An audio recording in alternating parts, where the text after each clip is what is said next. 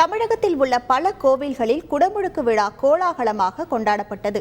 கடலூர் மாவட்டம் புவனகிரி அருகே உள்ள சித்தேரி கிராமத்தில் பழமை வாய்ந்த சப்த கன்னியர் ஆலயத்தில் மகர கும்பாபிஷேக விழா விமர்சையாக நடைபெற்றது.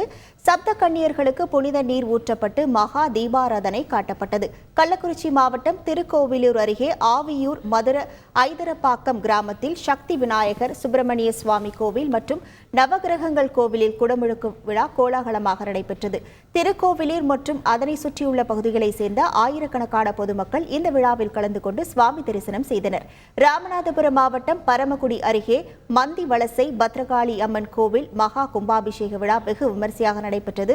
சிவாச்சாரியார்களின் வேத மந்திரங்கள் முழங்க புனித நீர் எடுத்து வரப்பட்டு கோவில் கும்பத்தில் புனித நீர் ஊற்றி மகா கும்பாபிஷேகம் நடைபெற்றது. தொடர்ந்து அம்மனுக்கு அபிஷேகம் செய்யப்பட்டு சிறப்பு பூஜைகள் நடத்தப்பட்டன. திருவண்ணாமலை மாவட்டம் ஆரணி அருகே அத்திமலைப்பட்டு அண்ணா நகர் பகுதியில் அமைந்துள்ள பாலமுனீஸ்வரர் ஆலயம் பொதுமக்களால் புனரமைக்கப்பட்டு மகா கும்பாபிஷேகம் வெகு விமர்சையாக நடைபெற்றது.